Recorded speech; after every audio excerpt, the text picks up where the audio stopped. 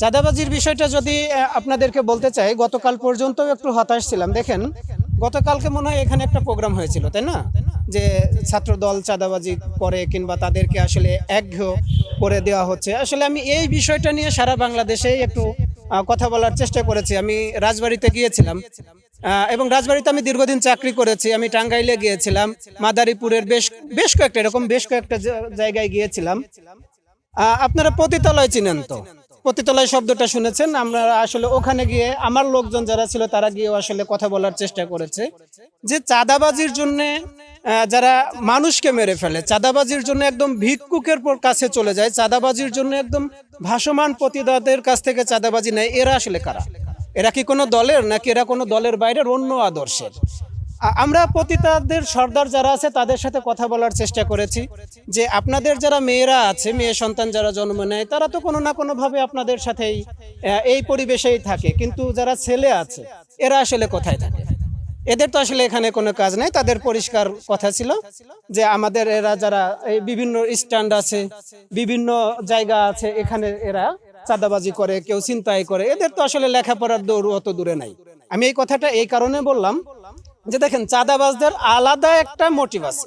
এরা কোনো দলের না, কোনো বলের না। আপনারা মানে আর যাই হোক, শেষরাকে আর চাঁদাবাজকে আলাদা করে ফেলেন না। যারা রাস্তা থেকে 2-4-10 টাকা করে নিচ্ছে, এরা আসলে চাঁদাবাজ না, এরা শেষরা। এরকম শেষরা আপনি সব জায়গায় কম বেশি একটু পেয়ে যাবেন। এরা সম্ভবত একটু বিড়ি সিগারেট সাথে একটু তামাক খাওয়া শিখে গেছে, যার কারণে হয়তো 2-10 টাকা নিয়ে চলে। এদেরকে 2-1 ধমক দিলে থেমে যাবে। কিন্তু এই বাংলাদেশে প্রত্যেকদিন শত শত কোটি টাকার চাঁদাবাজি হচ্ছে, শত শত কোটি টাকার চাঁদাবাজি হচ্ছে। এবং আমাদের বাংলাদেশের বিমানবন্দরটা আমাদের দক্ষিণ এশিয়ার চোরা কারবারের সব থেকে বড় রুট হিসেবে ব্যবহার হচ্ছে।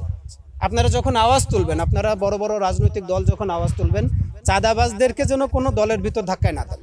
আপনাদের কাছে এই রিকোয়েস্টটা থাকবে, চাঁদাবাজরা খুব বড় মাপের, এত বড় যে আপনারা দেখেছেন জঙ্গল সালিমপুর দেখেছেন, ওখানে আমাদের একজন র্যাব কর্মকর্তা যে মারা গেল, ব্যাপারটা দেখেছেন।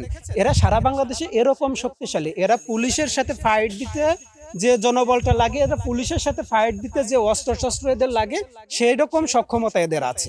বরং আমরা যেন শেষরাকে আর চাঁদাবাজকে যেন এক জায়গায় করে না ফেলি। সামনে নির্বাচন, খুব ক্রিটিক্যাল একটা সময় আমরা পার করতেছি। আমরা বলবো যে ছাত্র দল এবং ছাত্র শিবির যারা আছে, এরা যেন একটু মানে এইভাবে করে না যে একদম ঢালাও ভাবে কাউকে দোষী করে তারা শিবির বক্তব্য দেওয়া শুরু করতেছে এবং এটাকে আবার ছাত্র দল কোট করতেছে, এরকম যেন না হয়। আমি শুধু শিবিরকে একটু রিকোয়েস্ট করে রাখবো, সামনে যেহেতু নির্বাচন, আপনারা চাঁদাবাজকে শুধু চাঁদাবাজ হিসেবেই চিহ্নিত করেন। এবং ছাত্র দলকে বলবো, যদি এরকম আপনাদের মাঝে 2-4 জন থেকেই থাকে, হ্যাঁ, প্রমাণ সহ যদি থেকেই থাকে, আল্লাহর রাস্তে এদেরকে নির্বাচনের আগে এখান থেকে বাদ দিয়ে দেন, তাদের বিরুদ্ধে শাস্তিমূলক ব্যবস্থা গ্রহণ করেন। আর আওয়ামী লীগের যে নিজেদের কর্মীদের ভিতরে যে হত্যাকাণ্ডটা ঘটাবে, বিপ্লবীদেরকে যদি তারা যদি রেঞ্জে ফেলতে না পারে, কিংবা সাধারণ মানুষের উপর সব থেকে সুখের ব্যাপার হচ্ছে, স্বস্তির ব্যাপারটা হচ্ছে, আইন শৃঙ্খলা রক্ষাকারী বাহিনী তাদের পুরোপুরি একদম 100% কর্মে ফিরে এসেছে।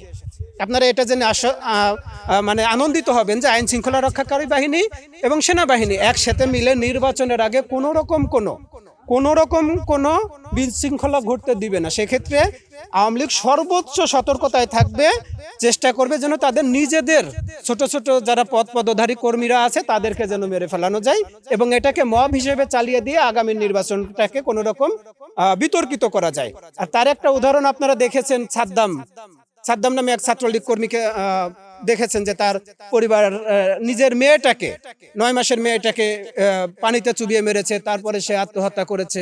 দেখেন, এটা সম্ভবত 1 বছরের একটা জেল হয়েছে তার ওখানে, যার কারণে এই ঘটনাটা ঘটেছে। দেখেন, আমি পুলিশে ছিলাম 15 বছর। ঠিক আমি জনি ভাইয়ের নাম জানি, ছাত্র দলের জনি ভাইয়ের নাম জানি, যাকে তার ওয়াইফ 18 মাসের প্রেগনেন্ট ছিল, 8 মাসের প্রেগনেন্ট ছিল। বারবার হাতে পায়ে ধরার পরেও পুলিশ তাকে 18টা গুলি করেছে, আপনারা জানেন। এবং আমি এরকম 600 ফ্যামিলির লিস্ট আমার কাছে আছে, যাদের ফ্যামিলির লোকজন এখনো গুম থেকে আর ফিরে আসে নাই। আয়নাঘরের এরকম হাজারো কাহিনী বলতে পারি।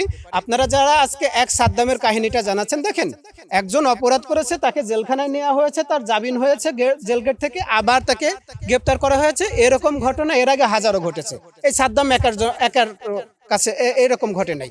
কিন্তু এই ঘটনাকে কেন্দ্র করে নিজের বাচ্চাটাকে মেরে ফেলবে, আবার নিজের বাচ্চাটাকে মেরে নিজে আত্মহত্যা করবে, এইটাকে নিয়ে যারা একটু বেশি পীড়িত দেখাচ্ছেন, আমি আর মনে হয় যে আপনাদের পীড়িত দেখানোটা একটু বন্ধ করেন। কারণ এটাও রয়ের পরিকল্পিত একটা হত্যাকাণ্ডের অংশ বিশেষ। আপনারা নির্বাচনের আগে দেখবেন যে ছাত্রলীগের, আওয়ামী লীগের অনেক নেতা কর্মীকেই তাদের নিজেদের হাতে মরতে হচ্ছে। কারণ তারা কোনো না কোনো ভাবে চাইবে ওই 5টা পরিকল্পনার ভিতর একটা পরিকল্পনাই তাদের এরকম আছে, যদি বিপ্লবীদের এবং বিরোধী দলের সাধারণ মানুষের উপর যদি হামলাটা জোরদার করতে না পারে, নিজেদের যে কর্মী আছে তাদেরকে গণহত্যা চালাবে। আমার কথাটা বুঝতে পেরেছেন? হাদি ভাইয়ের হত্যাটা ছিল দীর্ঘ পরিকল্পনার একটা অংশ। তাকে পরিকল্পনা করে হত্যা করা হয়েছে। দ্বিতীয় যে পরিকল্পনাটা ছিল সেটা হলো হাদি ভাইয়ের যে পরিবারটা আছে, হাদি ভাইয়ের বিচার প্রক্রিয়াটা, যারা বিচার চায় তাদেরকে কোনো না কোনো ভাবে সমালোচিত করা। আপনারা দেখেছেন যে হাদি ভাইয়ের ভাইকে এখন যথেষ্ট বাজেভাবে হেয় করা হচ্ছে। কি কারণে? যেন ওই পরিবারটাকে হেয় করা যায়। যারা এই হেয়টা করতেছে তাদের কাছে একটা প্রশ্ন করে দেখেন তো, যে হাদি ভাইয়ের পরিবারকে কি পরিমাণ নিরাপত্তা দেওয়া হয়েছে, নিরাপত্তা নিশ্চিত করা হয়েছে, এই ব্যাপারটা তারা জানে কিনা। এবং আমরা যারা বিপ্লবী আছি, আমরা যারা হাদি ভাইয়ের হত্যার বিচারটা চাই, তারা কি কখনো তার পরিবারের নিরাপত্তার ব্যাপারটা নিয়ে আওয়াজ তুলেছি? কখনো তুলি নাই। দেখেন, হাদি ভাইয়ের পরিবারের যদি টাকার প্রয়োজন হবে, হাদি ভাইয়ের পরিবারের যদি অর্থের প্রয়োজন হবে, সুযোগ সুবিধার প্রয়োজন হবে, এখন শুধু ঘোষণা দিক, শুধু ফেসবুকে একটা ঘোষণা দেবে, বাংলাদেশ থেকে এবং বাংলাদেশের বাইরে থেকে শত কোটি টাকা চলে আসবে। আমাদেরকে কিভাবে ফাঁদে ফেলানো হচ্ছে দেখেন। আমাদের বিপ্লবীদেরও একটা অংশ তারা মনে করতেছে যে হাদি ভাইয়ের ভাই এই বিচারটা চায় না।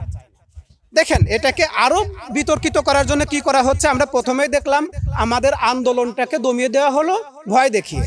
দ্বিতীয় যে স্টেপটা নেওয়া হলো, বেশ কিছু সুবিধাবাদী মানুষ ওই মুড়ি আর বাতাসাকে এক জায়গায় করে মনে হলো যে এটা বিশাল মাপের একটা ট্রেন্ড, এটা করলে মনে হয় হাদি ভাইয়ের আগামীর ইনসাফের বাংলাদেশ হয়ে যাবে। সেটাও তো সহ্য করার মতো ছিল না, এটাকে সহ্য করা যায়। এক মহিলা দেখলাম, সে আবার মিডিয়ার সামনে বলতেছে যে হাদি ভাইয়ের কবরের মাটি আমার কাছে আছে, আমি সেটা নিয়ে ঘুরতেছি। বলেন, এগুলো সহ্য করা যায়? আর যে বিচার নিশ্চিতের কথাটা বললেন, আপনারা এই বিষয়টা নিশ্চিত থাকেন, শতভাগ নিশ্চিত থাকেন, হাদি ভাইয়ের বিচারটা এই সরকার পরিবর্তন হওয়ার 3 মাসের ভিতর পাওয়া সম্ভব। যদি দেশের জনগণ, এই যে তরুণ প্রজন্ম আছে, 4 কোটি তরুণ প্রজন্ম আছে, এরা যদি সিদ্ধান্ত নেয় যে আমরা আগামীর বাংলাদেশে এমন কিছু মানুষকে সংসদে নিয়ে যাব যারা অপেক্ষাকৃত ভালো, আমি এই দল সেই দল বলতেছি না, যারা ইনসাফের পক্ষে কাজ করবে, আওয়াজ তুলে রাখবে, এরকম যদি 50% মানুষের সংসদে চলে যায়, হাদি ভাইয়ের বিচারটা দেশীয়ভাবে আন্তর্জাতিকভাবে 3 মাসের ভিতর হওয়া খুবই পসিবল। আপনারা দোয়া করবেন, আল্লাহর উপর ভরসা রাখেন।